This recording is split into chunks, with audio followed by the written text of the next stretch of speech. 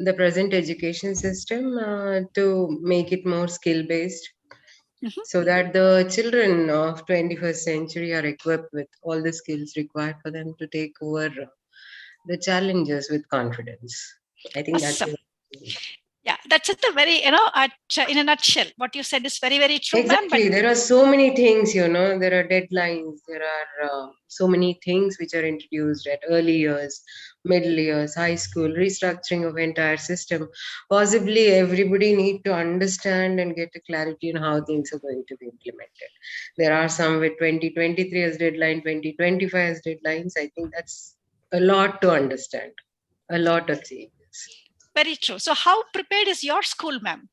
We are already into that, I should say, if you're talking about skill-based education, okay, or robotics as we call, or because that's what has been a talk, a lot, artificial intelligence for that matter. So we are already into many things, many of those things which are mentioned, not in a structured way. Yes, we have introduced it. Okay, cool. Thank you so much, ma'am, for sharing what's happening at Orchids. But for the rest of the people, what else is happening in your schools? Can you please share? I know most of you are very senior, coordinators, principals. Come on. Who wants to go next? Yes, sir. Please go ahead. Can you hear me, ma'am? Yes. Yeah, we can hear you. Go ahead, please. So we are following 4Q approaches we are following. Okay, what does that mean? Can you elaborate, sir?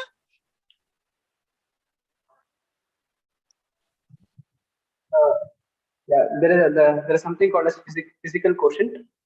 Okay. Physical quotient, intellectual quotient, spiritual quotient, and emotional quotient. So these are the 4 approaches we are following. Okay, so you're following all these 4 different approaches, wherein student will be able to understand. All right. Okay. 4Q approach. 4K. Okay. Thank you. Thank you so much, Mr. And Rashid. as NEP has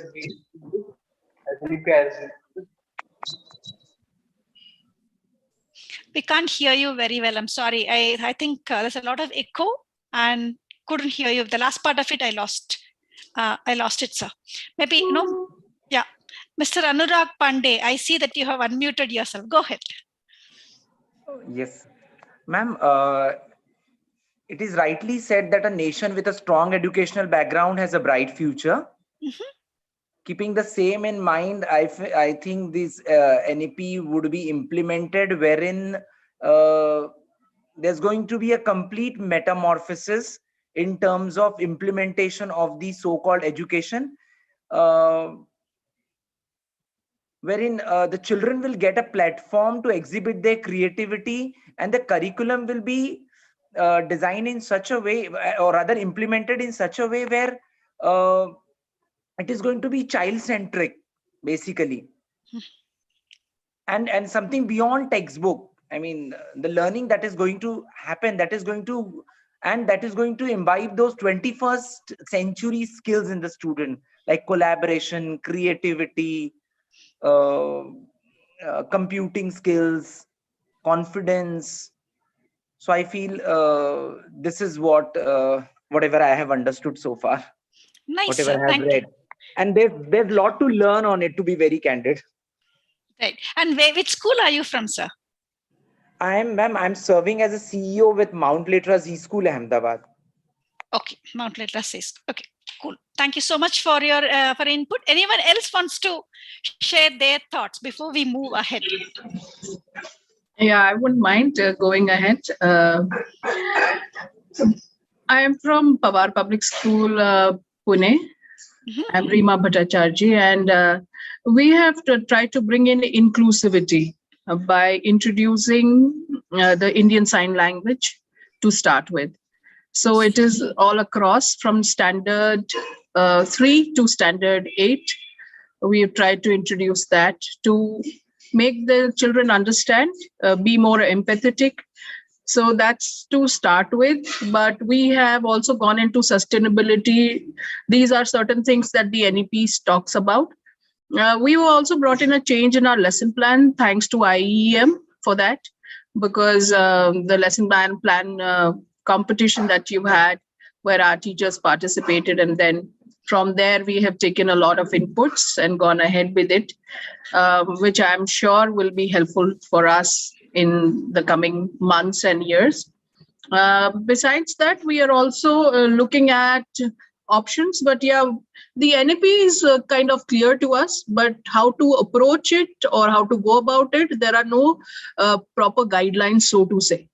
So we are, like you can say, groping in the dark, but we are trying to kind of find the way out, and hopefully we'll be able to, and the government will be able to guide. Moreover, programs like the ones that you've been organizing will also be a lot helpful for us to kind of align with NEP, is what I can say. Thank you.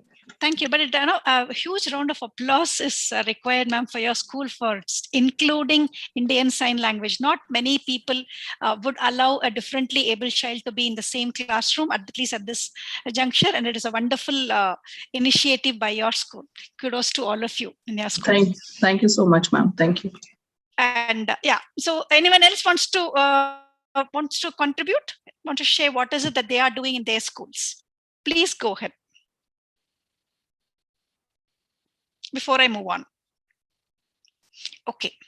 So, as ma'am was rightly, as Rima ma'am rightly mentioned, IIEM has been working with understanding and helping teachers understand the NEP, the framework, and how it has to be implemented in the classroom. So this NEP boot camp that we are speaking about is about how does a teacher understand how the national education policy is affecting her in her day-to-day operations and her day-to-day teaching. And that is one of the important things that we thought we will share with all of you here. And what are the teacher deliverables in a classroom? I just wanted to be a little bit more interactive. I know it's end of the day, it is 6 o'clock, but kindly be with us today. What are the deliverables for a teacher? Please, anyone can unmute. What are the deliverables a teacher really should deliver in a classroom? Please go ahead. I think most importantly, values is something that one of the most important thing that we need to look at as teachers, and more so in today's world. So besides the curriculum, I think values is something which is very, very important. Through the curriculum, we can, bring that in.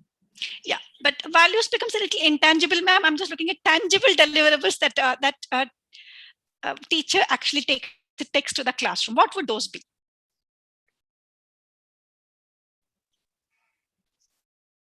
Anyone? Pavitra, Ranjita, Geeta, Surya ma'am, go ahead. The various concepts according to the curriculum. Yeah, the concepts are there. I was just looking at more. I do not know how many schools really follow this very seriously, but I was looking, teachers need to prepare their plan. What is the kind of lesson that they are doing, and how do they intend to deliver it in the classroom, and how do they intend to assist the children? All of that are deliverables from a teacher's perspective. And what happens is, if the teacher does not plan this very well, then the delivery fails in the classroom. Right. So what happens all these days in most schools, I have also gone into classrooms, I've observed the classrooms, most of them, they have one or two things, concepts as an activity based, but largely it goes more as chalk and talk. Agree with me or not? Do you agree with me? Number of it actually, the concepts are only still taught in a very theory way. Please, if you disagree with me, give me a thumbs down so I will know I can talk to you. Teachers. There are some activity based, I'm not denying that, but so this is one. And the second thing is, what we want teachers to understand is when they are talking about the lesson plan, when they're talking about the instructional design, when they're talking of assessment, they have to keep this overarching principles of 21st century skills that Anurag sir did mention, and try and implement that in the classroom. So last week we we picked up one simple example as a nature walk in the last Friday's session. We did bring this up. Now I wanted to understand what is competency-based education. What does it mean to you? That's also is a significant and mention about competencies, developing competencies, focus on the outcomes, etc. in NEP, and that is what a teacher will look at. If I'm a primary school teacher, I would probably be looking at that. And if I'm a middle school teacher, my expectations from the child, the expectation the system has from me are different, right? So I wanted to understand what does competency-based education mean to all of you? Anyone? It could be enhancing the skills that the child has, the innate skills that a child has, to bring it out. Something related to bringing out the skills in a person. Right, skills. So let us just take it with an example, ma'am. Let us assume that you are teaching the child ratios and proportions. I suppose it is a grade 6 concept or a grade 5 concept, depending on the education board. Let us look at the ratios, proportions, etc. Now, how would you as a teacher, because I think that's a concept everyone, all the 20 participants here can understand that, right? Can relate to it. Now, how would you develop a competency in this? How can you say at the end of the year the child has developed a competency in this? I just want all of us to reflect on how are we doing this right now and how should it be done in the future. And that's where I wanted this to be a more interactive session, more a practical hands-on session. So you mean to say, ma'am, about the learning outcomes? Yes, learning outcomes, and when at the end of the assessments also have changed, right? And the NEP. Yes. So if you were to say this child has understood ratios and proportions and has developed a good competency in that particular skill that and he can use it in real life, how would you assess that? And how would you go about, how would you plan your instruction in the classroom? I was planning for a much more simpler example, but I will come back to it later. Go ahead. Well, I am not a maths person, but still I will say what is going on in my mind right now. I think hands-on experience is something which is very, very important at this point of time. Or to get the child understand, we need to have the hands-on experience. So ratio and proportion, I feel if we can get them hands-on experience, maybe in the market or something where we can get them to understand, or any other activity, that will be much better, is what I feel. That's one view. I take that view, ma'am. That's you're talking of skills. I'm also talking of one more aspect of it. When you say competency, there's a slight difference between competency and skill. So we all are talking about skills. The knowledge is what you will go ahead and tell children how they have to write it, and what does ratio mean, what does proportion mean, what is direct and indirect proportion. All of that you would speak to your students. Now, I just wanted to know, what does this difference between competency and how will you evaluate them for it? So anyone? You mean to say, will they be able to apply the knowledge or whatever they have acquired, basically? So what would be a teacher's plan? As you said, very well said, that planning really makes a lot of difference, because if the planning is done very meticulously, so keeping one of the most important factors, how it will be, because every concept is introduced with the help of some introductory activity, to make teaching learning process more innovative, more engaging, more interesting, wherein a lot of collaboration takes place. But at the same time, I think whatever knowledge they have acquired, so how they will be able to apply that knowledge in day-to-day life, or how they will be able to apply that knowledge in various contexts. That's what I feel. Right. So 100%, you are bang on, sir. There is one small activity, in the triangle, that if you look at the competency triangle, knowledge is what you give in the classroom, right? The theory aspect of it, the conceptual aspect of it, right? The second is a skill, what you just spoke about. How will they apply it there? That is a skill aspect of it. The third one is called the attitude. Am I enthusiastic in learning this concept? Am I confident in this concept? Am I motivated to apply this in the real life when I encounter a situation? That becomes the third aspect, a third leg of the competency matrix, right? And only when a child is completely confident about this concept will he or she be able to apply it in the real life. And we can say this, we can, and how should a teacher, let us say grade 5, you need not be a math teacher, just, I'm not asking for which is direct, which is indirect proportions. I'm not asking all of that. I'm saying, how would you as a teacher apply this in the classroom? How would you prepare for it? Real life examples. Yes, ma'am. Sunita, ma'am, you have unmuted yourself. Please Yes, actually the concept of ratio and proportions can be taught in the kitchen itself by their mothers. The way they cook their rice, 1 glass of rice, it is proportion. They have to use 2 glasses of water. And if they want to cook, increase the quantity, again, if it is 2 glasses of rice, they'll go for 4 glasses of water. So simply the mothers can teach the direct proportion of ratio and proportion in the kitchen itself, I feel. Wonderful. That's a real life example that ma'am did give. Awesome, ma'am. And this is what you need to, the teacher has to prepare and go, because obviously in the classroom, all of that wouldn't come in. So your pedagogical approach would vary, and they based on how you want the child to understand. So let us say, for instance, you want to make the child experience this. How will you create a activity around it? What activity will you create around this? They can prepare something like in the school without cooking. They can prepare some lemonades, the preparation of lemonade, adding the ratio and proportion. To prepare 1 glass of lemonade, what is the ratio? They have to use the sugar and the salt, or some spices they can add a pinch of. For 1 glass of lemonade, they can add 1 pinch of sugar, 1 spoon of 1 pinch of salt, 1 spoon of sugar, or a pinch of spices. Like that, the ratios and proportions they can learn by adding. I feel this it is related to their EVS classes, where they'll prepare something. So maths is with the interdisciplinary, it is connected to EVS. And drinking a healthy drink, lemonade is a healthy drink, so it becomes a health education also. And if it is again social studies, where is this lemon grown in India, where are the crops, lemon crops, like that, you can connect to the other subjects also. Very good. Wonderfully put across. Thank you so much, Sunita ma'am. Yes, Thank all you. of these aspects of it have to come under one umbrella. So you have to figure out how you want to instruct this. Fine. Perfect.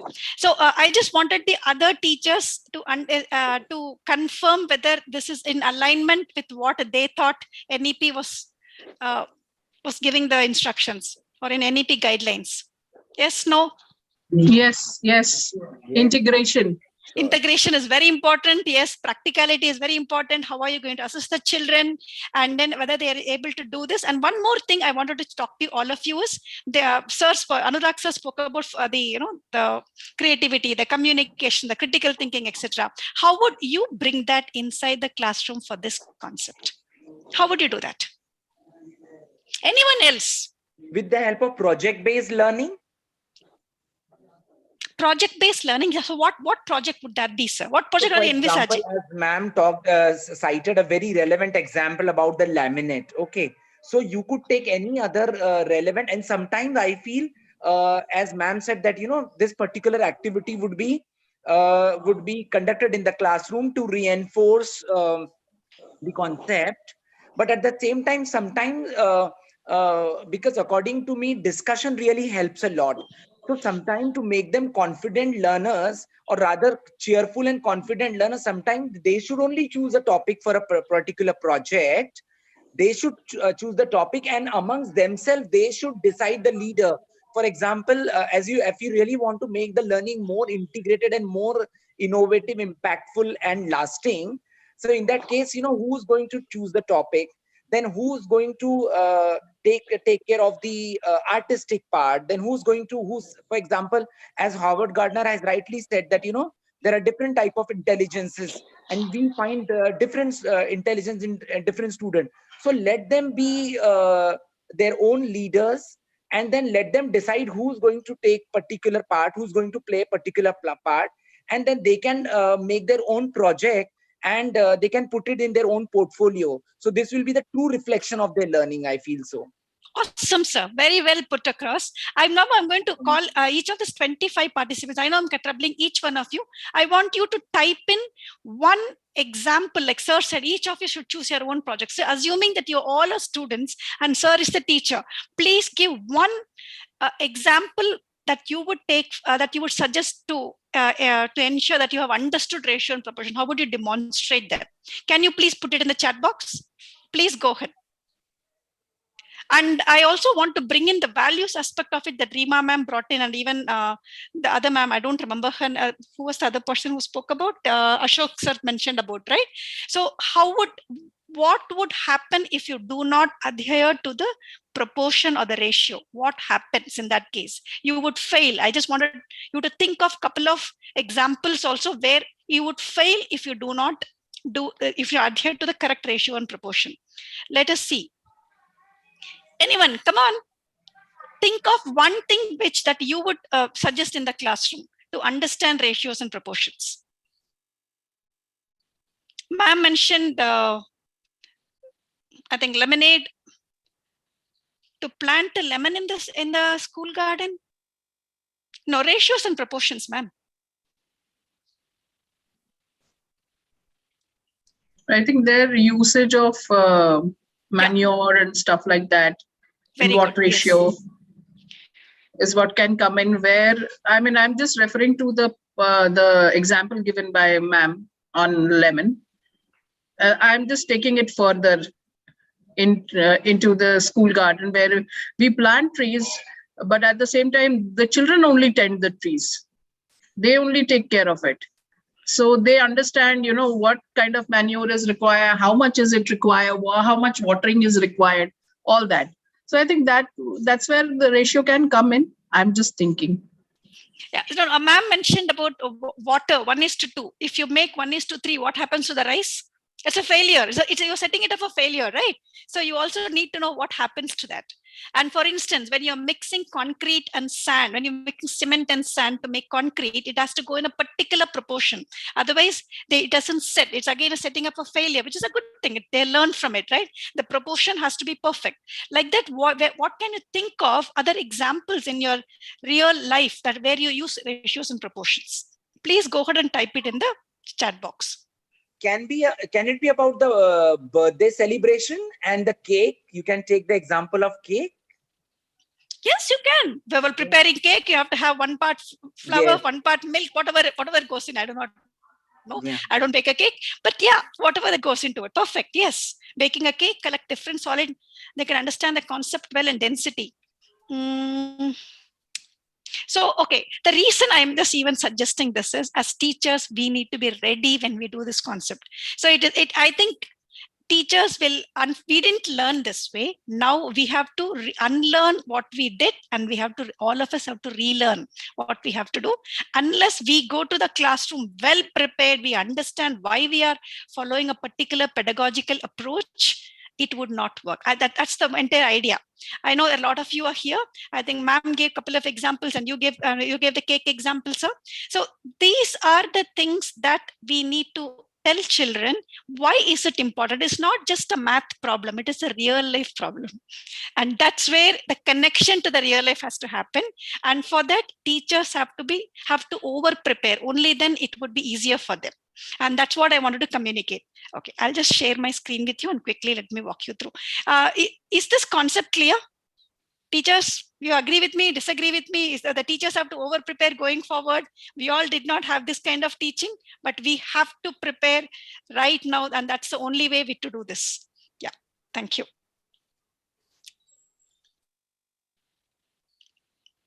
Okay.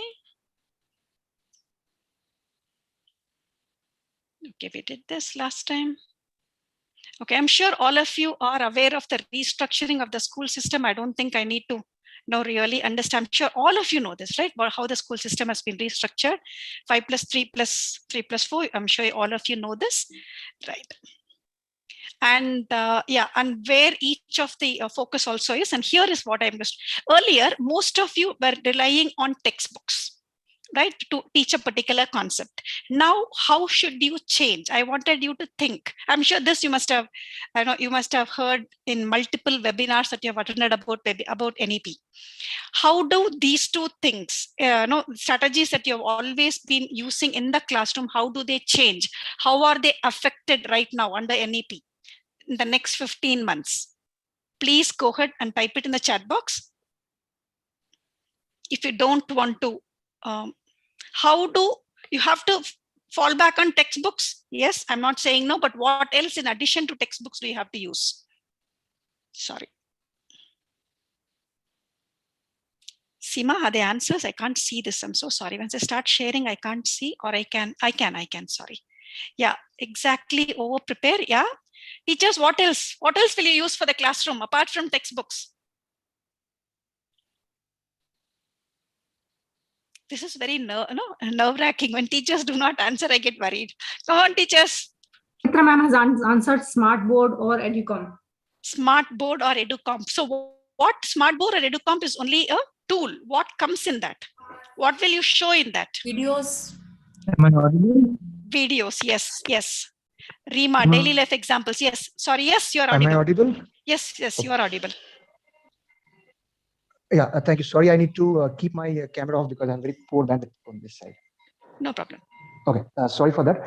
Regarding this, I would like to add here that we can have videos, that means involving ICT for training of the students, using videos and audios, relevant videos and audios, right, to improve upon that. Or else we can also have art integrated learning, where the student gets an opportunity, whether in class 9th or in class 6th, we can have the nature being part of it. We may take them out of the classrooms and take them outside, and then get themselves involved in such activities where they have real life experiences to gain knowledge out of it. True. So apart from textbooks, you are saying you will make it more experiential. You will take them outside. Very good. We'll have debates and discussions. Wonderful. Peer participation. Yes. Flashcards. We can have various innovative activities.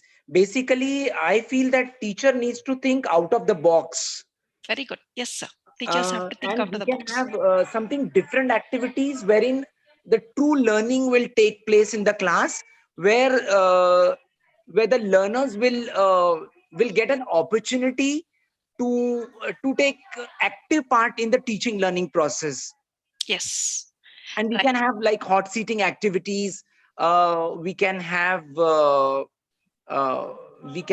some innovative games where because it is rightly said, what children learn with pleasure, they never forget. So we have to make it more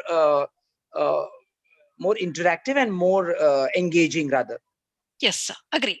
And yeah, gamified approach. Yes, all of this does happen. Yeah. And gamified approach, it is good if they also can prepare the game and come.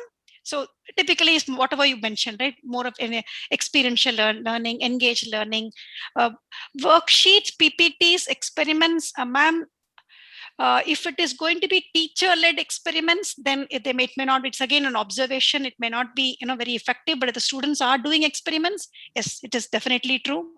Worksheets and PPTs. Practical learning and real life connectivity to the lesson is required. This for any. Yes, it is required. Agreed. That's true. Right. And then next one. Yeah. How are assessments changing? And how is your completing syllabus changing? Let me ask you that. Now there's a concept, right? I have to complete my portions, quote unquote. And now we are saying that it becomes more on, it is no longer teacher based. It is now the focus is on the learner. That's what you all mentioned. How is that changing? I wanted you to understand how is that changing.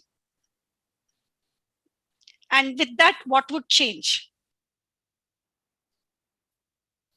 Educators, what would change? Could you just come again, please? See, all along, all these days, and even now, it is the same thing, right? We have to complete this portion by this time so that exams can happen on exams, the paper and pen-based approach can happen.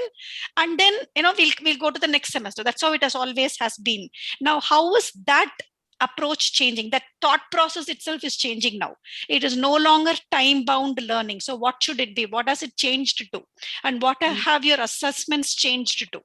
Daily based observations and doing assessment on daily basis on how they're responding in the class. Yes, that has changed. That's right. That is based on the assessments. Very good. I think now the basically, concept is, now the focus is more on not only filling the head with information, but how much they are comprehending it, and how much they are actively taking part, and more of a research based, how much their own involvement is there in the teaching learning process. That's true. Very good. Yeah, they have to be more involved. Now it has become teacher centric. Yes. Well said. Yes. And this is how it becomes, right? Multiple form, like what ma'am, I think Savita ma'am, it was, she mentioned, the assessments now become more of observations. It is now continuous, etc. And it will no longer become time bound. It will become self-paced or outcome based, right? So I'll just come back to this. So this is how the various pedagogical approaches should happen and can happen in the classroom. And this is one of those various things that you will have to, each teacher should understand what is it all about, right? And learner centric, how does it become more focused on the learner, and how should teachers keep changing the way they teach, as someone mentioned, thinking out of the box. That's important. And how do the assessments have changed? This is also another aspect of it that has changed. Now, this, I think for the language teachers, we spoke about one example for math, and now I've just come back for one example for language related aspects of it, right? And assume that this is for a grade 4. What are the various things that you can frame around this?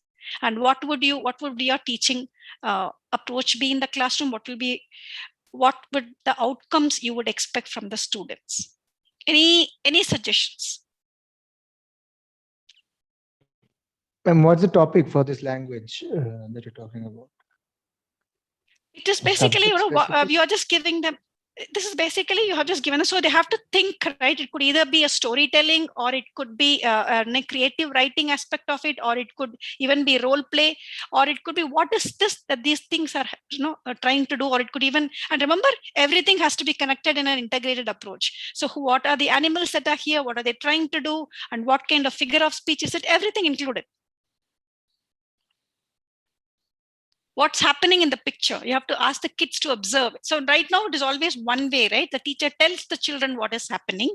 Now it has to be from the child, and will all the answers be the same? I think that is the single most change in the assessment that would happen. There won't be any one answer anymore. You agree with me? When you give this to the children, will there be one answer or multiple answers? Yeah, I think ma'am, what you mean to say is that correct answers versus creative answers. So more platform should be given to creativity. Very true. More platform. So what can anyone, one person give me one example of what it would be before we move on? I think we have another 20 more minutes. Yeah, go ahead. Anyone? Please go ahead. Regarding the way we present a particular topic in language, that's what you mean to say, ma'am? Yes, go ahead. Let us say that if it is going to be creative writing or something. Yeah, go ahead. I got it. So suppose if it's a short story writing for a class 4 student. So earlier what we used to do is to give them a particular situation and then they have to write. So thanks to NEP 2020, maybe in this particular time, what we can do is that maybe we play a cartoon, or maybe we give them an opportunity to watch a mythological story from the Indian culture, keeping in mind NEP 2020, where it highlights the Indian ethos. And after playing a particular incident, maybe it can be the Ghatotkacha scene, or it can be an incident from Ramayana. We can ask them that what was, basically a story will have 3 parts: this developing situation, the climax, and the falling situation. Correct. So usually every normal story will have that kind of a movement. But so instead of telling them the direction, we first show them a video on this, and then tell them what was the thing that was the most striking one, where there was a conflict, there was a crisis. And then we can say, how did they come to know about the various characters? And then how did we come to a conclusion that who was good, who was bad, what was goodness in that particular person, what was bad in that particular person. Based on these inputs from the students, which we get from them only, now we give them a topic and tell them, keeping these points in mind, frame your own story, which you need to enact as a group performance. That will be my approach if I go for a story writing in a class of class 4th. Perfect. And I think Mr. Chakraborty, right? How would you, it is also supposed to be integrated. How would you do that? How would you bring in other subjects also into this? It's no longer language. No, so what would your approach be for that? That's the reason I told it will be a role play. The moment it goes for a role play, it means there will be costume designing. There will be script writing. So in class 4th, we cannot expect them to do these in high profile. Definitely. It will be possible in 7th or 8th. But in place of class 4, a smaller portion of it can be tried on them. Where if they go for a role play, definitely there's costume. So which crown will fit in whose head will depend on the measurement that they are taking. Awesome. That they're getting in. Right. As long as they are very clear about it, very good. Great. Good job done, Mr. Chakraborty. Anyone else wants to, with these 4 pictures, we have 4 panels here. What are the various activities as a teacher you can do this? I've written in the chat. Let me just, I'm sorry, the accessing chat is a little hard for me. Yes. So I'll read it out for you. Yes, please. One is each in the class, we show these photographs and we ask the children to add up a sentence and build up a story. So that's one activity that can be done. Then after the story is built up, then discussion on the characters, the 2 characters that we can see and their features, their attitude, that can be brought in. Then the fruits and the surroundings depict the place. So then we can start discussing about the geographical location and stuff. So like that, we bring in language, we bring in geography. That's all that I can think right now. Awesome. I think the other people have mentioned what you said is true. Yeah, vocabulary, open-ended questions. Yeah, sorry, go ahead. Adding on value to it, we can induce value here that sharing and caring also can be embedded. Empathy also. Yes. Problem solving also. Problem solving, collaboration, yes. And then there is one physics concept below. What is that? Is there any science teacher here? Yes, physics concept is also there. There's a physics concept there, yes. So you can actually look at, sorry, go ahead. Someone was saying something. Okay, so all these things that teachers have written in this problem solving, empathy, open-ended questions, all of it is good. So this way that children will start to think, and they would not think inside the box. You'll have, if there are 28 children in the class, you'll have 28 to 30 different answers. And you as a teacher, we as teachers must change our approach as one question, one answer. I think that is the singularly biggest thing that we have to get into our heads. And that is going to have some unlearning and relearning for all of us. I guess we will get there, definitely. Right. And so now coming back to, I think nature walk, we did discuss it last session on this one. Now coming back to the announcing the NEP Boot Camp, there are 4 different modules in this NEP Boot Camp. For those of you who have understood NEP but not sure how it has to be implemented in the classroom, these are the 4 modules that will tell you how the NEP has been deconstructed by experts working with IIEM and said this is what we will do in each of these modules. How should your assessment design change now from what it was earlier? How should your instructional design change from what it was earlier? And what are the additional components you need to plan for in your lesson plan? Yes, sir. Mr. Chakraborty, please go ahead. Ma'am, I have a question a bit different here. Right. Though NEP 2020 tells us to go for IAIL, then experiential learning kind of experiences. But in reality, we do find that we cannot ignore the syllabus that needs to be covered, especially for the senior classes. So in that case, what we usually do is that instead of conducting this practical evidence, that means whether it's because I take English in that case, we need to have experiential learning. We may be going for one or two chapters, but we don't go for all the chapters. That is one thing. Secondly is that the syllabus, even though we may not mention it, it remains in the back of our mind that we need to complete the syllabus within that particular time period. Otherwise, the exams are just around the corner. They have to sit for the exams. So in that case, though NEP talks about an integrated institution in the near future, next 10 years to 15 years. But at this present moment, do we find any kind of solution to this, or this is the way forward and then we slowly replace it with any kind of thing as such? I would give you my input, and then Sumati ma'am will add to whatever I say. My submission is even your assessments are changing. Your assessments are no longer the same paper and 10 days method, first thing. The second one is NEP's significant underlying theme, which has not been explicitly stated, is they want to make all the children as self-learners. So we are still assuming the teacher has to teach the lesson in the class for the child to understand. Not necessarily, not anymore.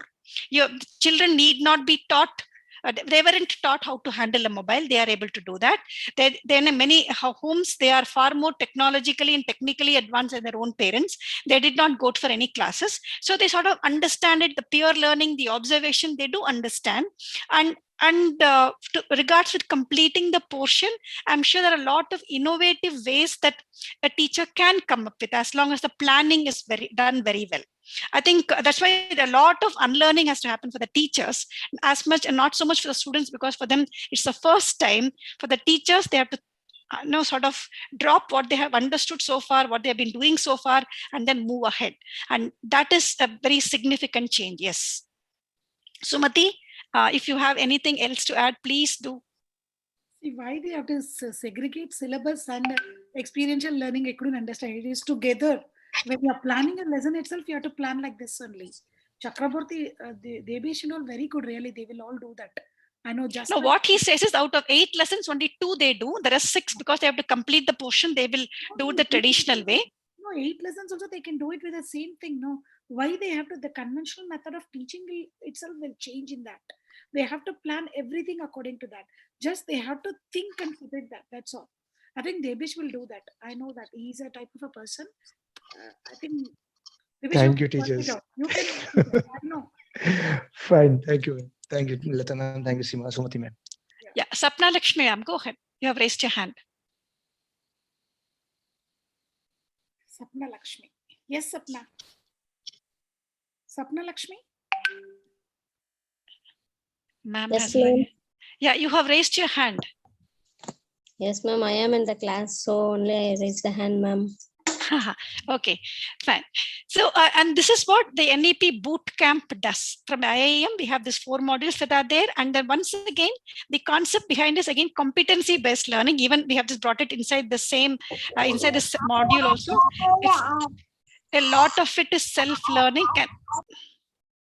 Lot of it is self-learning, and we again that you demonstrate your mastery over the NEP concepts by way of presentation, by way of creating or crafting your deliverables, and that is the significant difference between how we have deconstructed the NEP for the teachers. And it is not based on fixed hours. It is not that if I do all the sessions, all the 6 hours of video content, if I watch, if I read all of that, would I get my certificate? No, you need to come back and demonstrate your mastery, saying, I have done this and this is my understanding. And there's one additional thing. We'll have this kind of support webinars where we'll discuss a particular concept in detail once every month for the people who enroll in this particular program. So that's all from the NEP Bootcamp. And if you have any other questions, I'll be happy to answer. Seema and Sumati and I will be happy to answer any questions that you may have. Ma'am, as somebody very relevant asked a relevant question, okay, creativity, innovation, experiential learning, it's the need of the hour. But there is a time bound as well as far as completion of syllabus is concerned.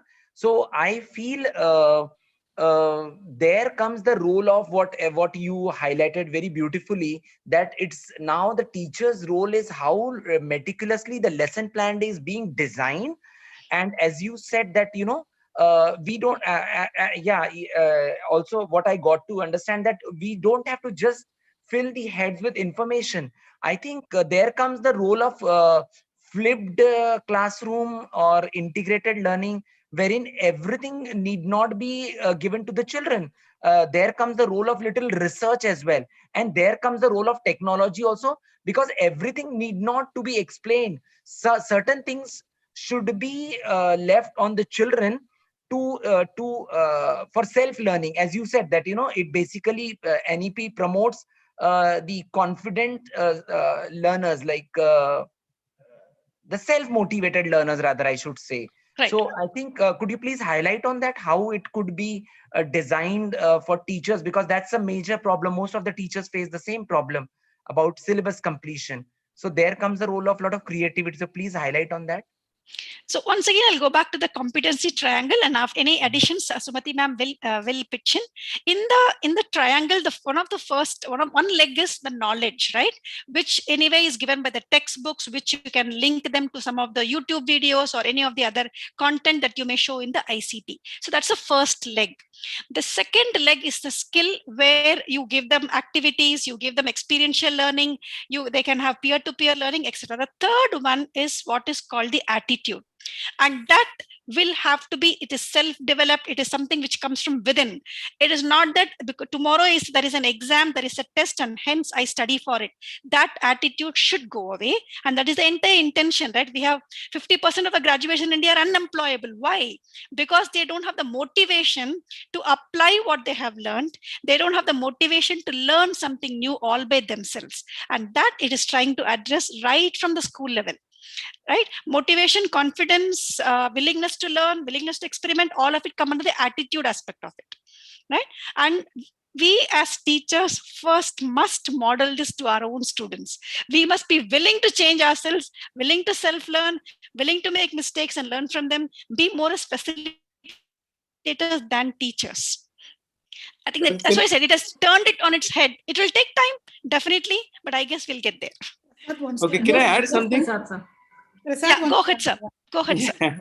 Okay, I know we were discussing about this syllabus completion and all, and how to complete the textbook. I agree. Many times we come across this situation wherein parents demand that this much amount of portion is not being completed. Here the idea is, just one example I'll give you. Those people who are teaching maths, they can quickly relate. When we teach fractions, there are 4 operations to be done, addition, subtraction, multiplication, and division.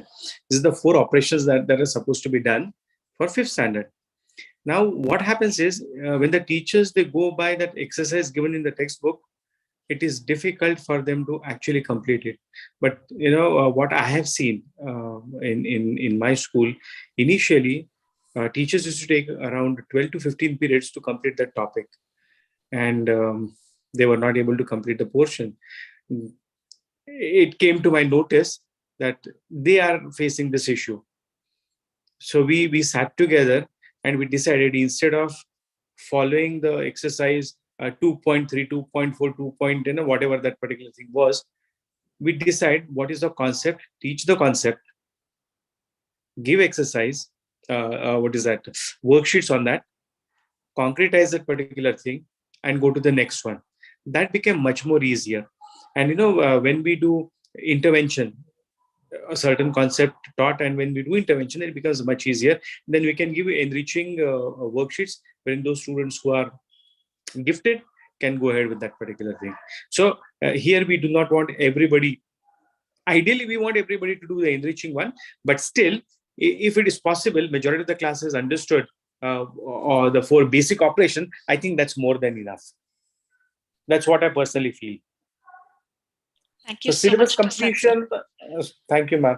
Syllabus completion, I think, for the 10th standard, we need to, because they're going to appear for that exam. But till the 9th standard, it's again up to us, sir. That's what I feel. When I talk about mathematics, for example, you have a mensuration in 8th and 9th standards. They continue 8th, 9th, and 10th. So you decide when to do.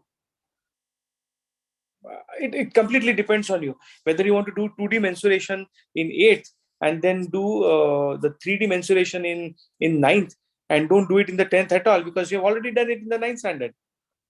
So that vertical grouping, if you are able to do, it becomes much more easier. And that's what I personally feel, and that's what I tell my teachers to do it. Prasad, the school, Yes, ma'am. The school should be in a place to dictate to the parents. Otherwise, parents' interference is very bad in a lot of schools. Okay. The school should be in a position to make the parents understand. That's why we have not touched this. Okay. So I think that way because I think we can go ahead with this. That was a good thing, really. In all the chapters, also we will do that only. Some chapters we'll make it as a reading part. Some exactly. make it as a no need of giving question answers at all. Only exactly. reading, and then they can talk about it. You can take it as a discussion. Different things they can make it in the lesson. That's what I wanted to tell Debesh also. D. Chakraborty also, I wanted to tell them that. He need not teach all 8 lessons with the question answers and everything. It can be on the discussion also. We can use it LSRW in all the lessons. So it is easy for us to work. Yes. And one more, Prasad sir, my submission also is the assessments also will change. It will no longer be paper and pen method. That's the first thing. The second one NEP does talk about is including all the stakeholders in understanding what it is all about. So the first thing that you will do, probably get the parents and make them understand what they are doing in the classroom. Sorry, in the school, in the beginning of the session itself. Very well said. Easier said than because done. Educating the parent is also very important. That's a major role. I said educating the parent is also very important sometimes. Correct. Thank you, Prasad sir. Nice meeting you here. Indeed, yes, a pleasure. It is, sir. Yes. Sorry, I just logged in a bit late. I just came home. I was driving. Okay, no problem. Yes, sir, you can go ahead. Yeah, and any other questions, teachers? You have any other questions? You may ask them now. Ma'am cited a very beautiful example that all, for example, in English or maybe in other subject, that all chapters should not be taught just to assess Exactly. by giving question answers or that stereotypical way of content delivery. What ma'am said, we are also following the same thing in every chapter. Some chapter we have for role play. Certain chapters we have listening comprehension. Sometimes we have comprehensions, and some chapters we are using for hot seating activities. So this is how there's a lot of interaction taking place, as well as the type of the pattern of assessment also changes. So that was something very nice what ma'am said. We are following a bit of that. Yeah. See, the example of national symbols and all, we need not teach. It's a visual impact lesson. So that is enough for that. You can give only for visual impact. And like a coastal plains and all, you can go with a theater. You need not give the question answers or anything. Yes. Some lessons in social studies, we can give it only for the map drawing. That is only to mark the lesson. That is enough. So we can divide it. But I feel that head of the school have to sit with the teachers and make this change. Exactly. 1 or 2 years. Exactly. Afterwards, the coordinators will follow this. Yeah, true. Exactly, ma'am. Exactly. Yes. True. Another Thank you. Yeah. Go ahead, Seema. Sumati, sorry. Go ahead. Sorry. Geeta, any more principals are here? Please just talk. No, Geeta is there. Deepa Lakshmi is there from Velammal, Chennai. Yes, ma'am. Yes, ma'am. Yes, Deepa Lakshmi. You can just say your words on this. Seema Gupta. Seema Gupta is from,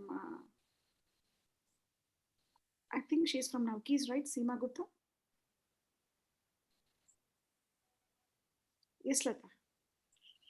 Yeah. So teachers, I think Seema, you're ready with that thing to be, to share the details. Yeah. So if you have a launch the poll, Lata. Yeah, please go ahead. Yeah, that'll be good. Yeah, please. So we are just having a poll with just 2 simple questions, and it would be interesting to know the replies from you for our own understanding. So I'm just launching it, and if you can all reply. Yes, hope you can see the poll in front of your screen.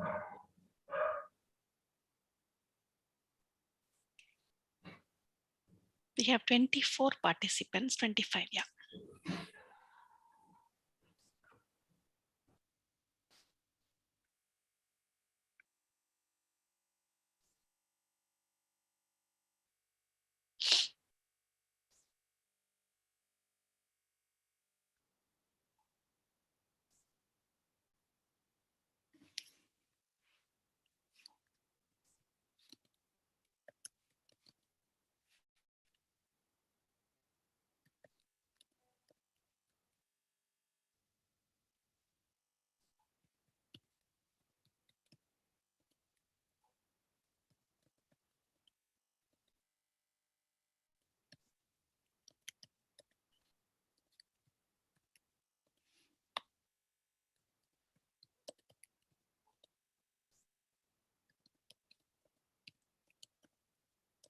Okay, so we have quite a few participants who are very well prepared.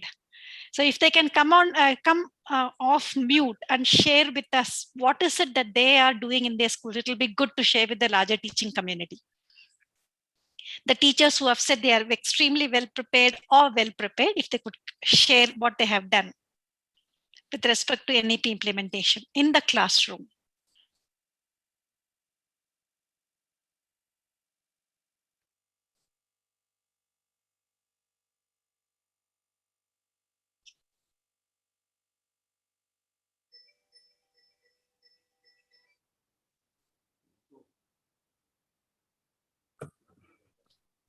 I think there's only one person who has said that they're extremely well prepared. Out of 17 people who have taken the poll.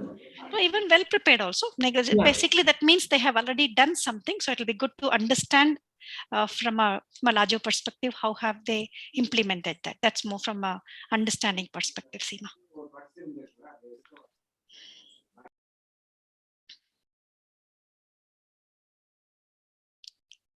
Okay.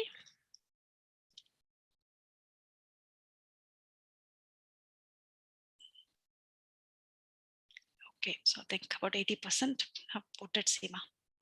You may want to end it. Yeah. Thank you, teacher. So the overall thing is, I think about 67% of the people have attended between 1 and 5 webinars on NEP. And about, I think 1% has said extremely well prepared. And I think eight people have said well prepared. Yeah, well prepared. So about nine of the participants here have said very well prepared. So it will be interesting to understand what they have done. But I guess they're too tired to share at the end of the day. Thank you so much, teachers. Thank you so much. And if you have any feedback, please, you can come off mute and tell us what is it that we should do, how we should help you. Please go ahead. And if you want to have any more details about the bootcamp, please fill up the form that Swapna has just shared in the chat box. Please go ahead and share your feedback, your details, so that we can get in touch with you if you're interested.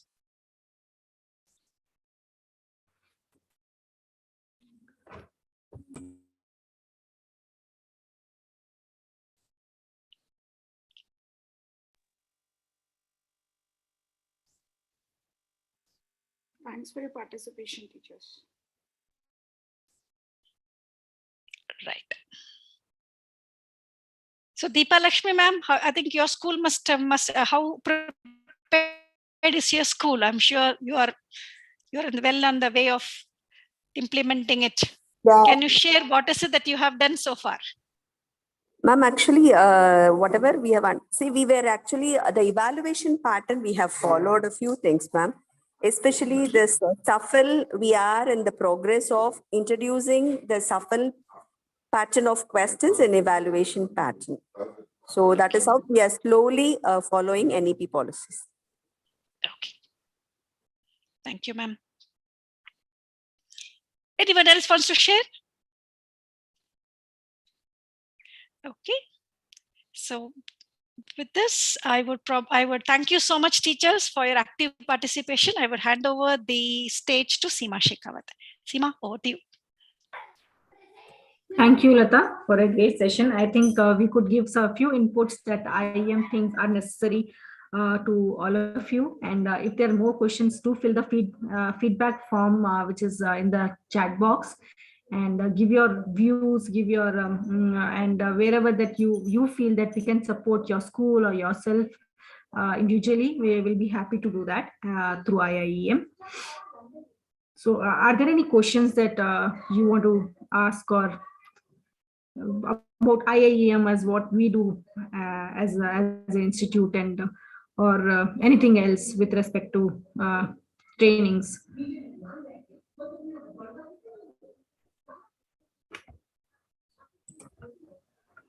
Ma'am, I feel such interactive and impactful sessions should be conducted, and it should be conducted at a larger scale. So more and more people should be involved. So for example, if next time, if you inform me well in advance, I can minimum at least I can add 10 friends of mine, those who are working as principals or CEOs or directors. So this is how everybody would be beneficial. As I said right in the very beginning, that a nation with a strong educational background has a bright future. So if you are doing a wonderful job, and if you could spread such type of innovation to one and all, I'm sure we will be able to make a lot of difference. So next time, I think each participant should get five professional. So next time we will have at least 100+ people. So, and eventually those 100 will impact another 100. And this is how we'll be able to reach out to more and more people, and the purpose would be solved.